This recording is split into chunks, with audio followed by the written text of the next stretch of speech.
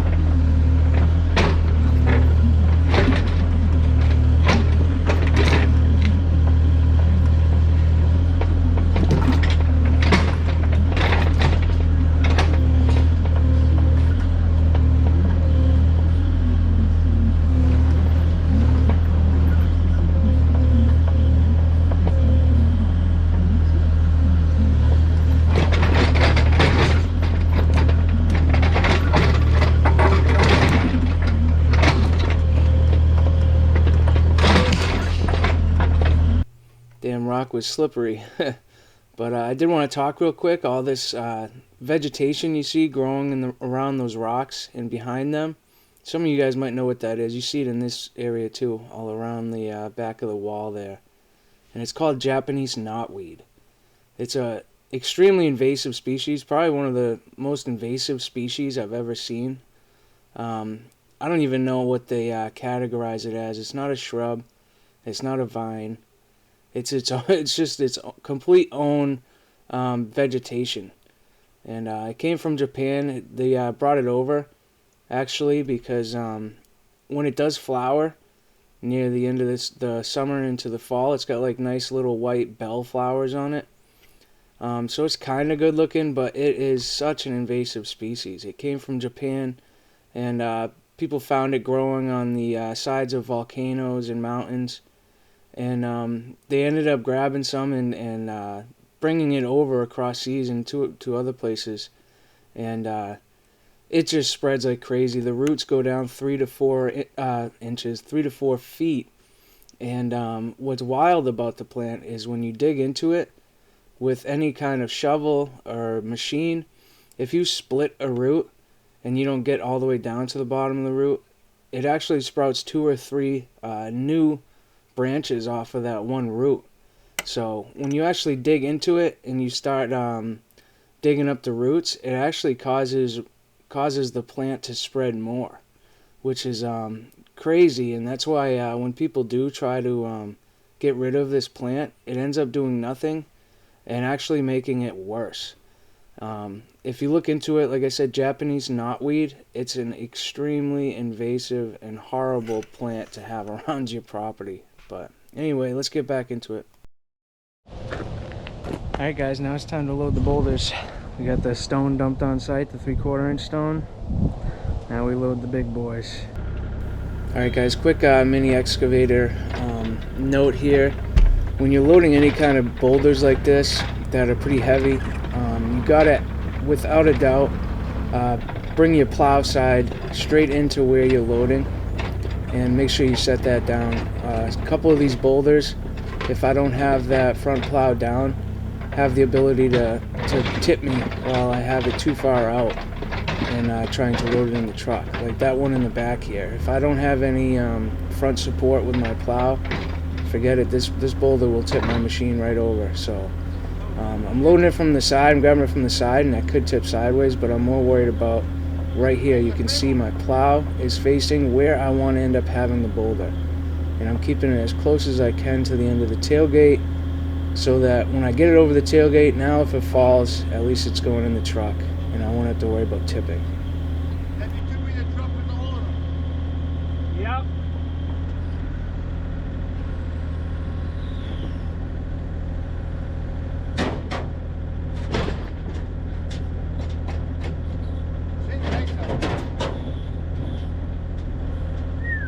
That could have been worse.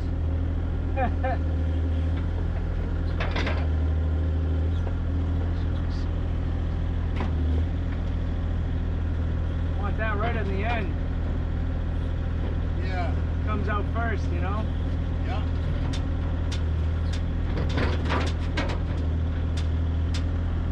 You taking out those trucks? I don't know if we're gonna get them all in one load, but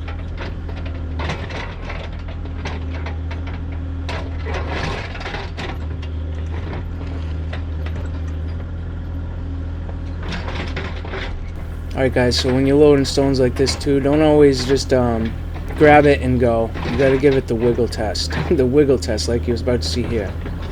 Shake it, see what happens. See, if I were to commit to that and try to put it in the truck, it could have easily slipped out of the bucket, fell onto the tailgate, fell over the side of the truck. That's something to cause damage. So you have to take your time, be patient with boulders like this, especially ones like this. It's hard to grab from any side. But you have to give it that wiggle test. It's a lot better for it to fall on the ground than for it to fall on the edge of the truck or over it. So I got it in a good position now. And again, this kind of thing, you need to just take your time, guys. Take your time and load correctly. Speed is not what you're going for in a situation like this.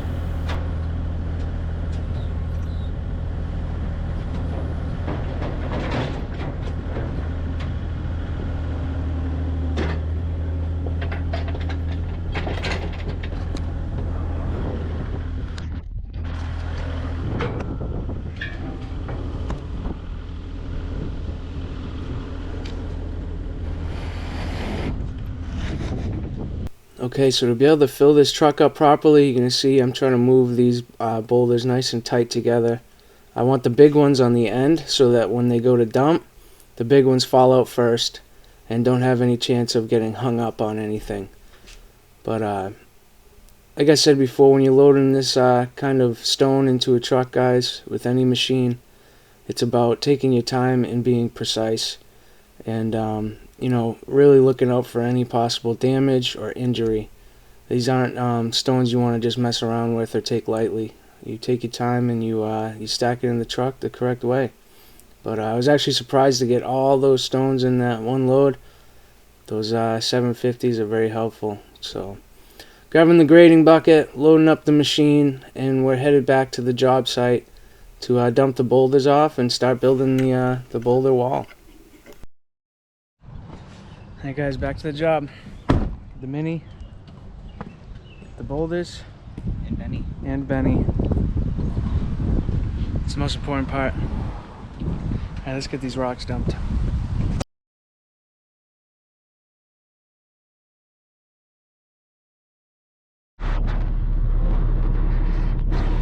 Alright guys, time to make some noise. See if we can scare everybody in the neighborhood.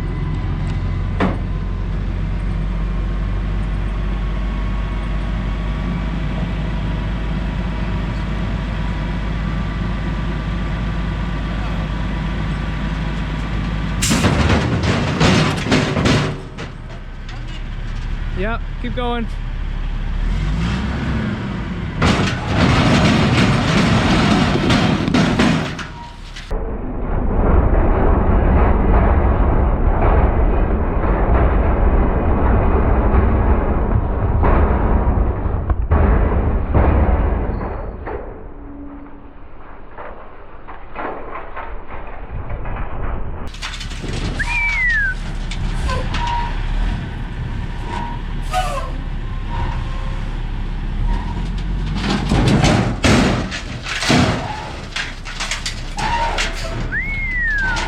All set.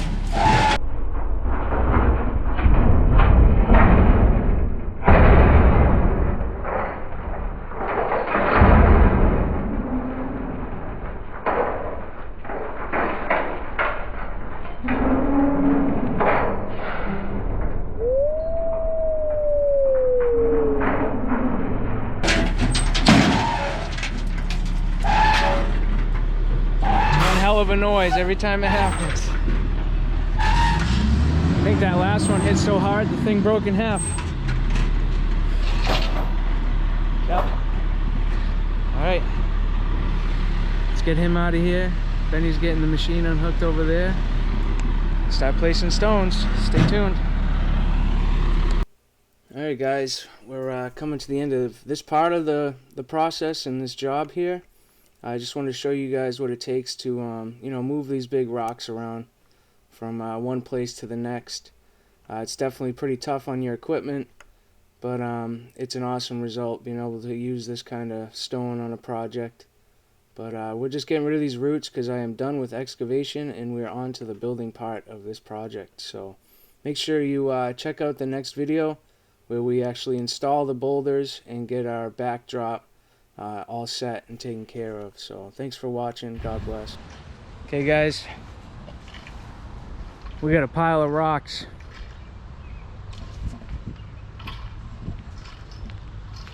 Hopefully we can turn this pile of rocks into something pretty. Stay tuned to find out.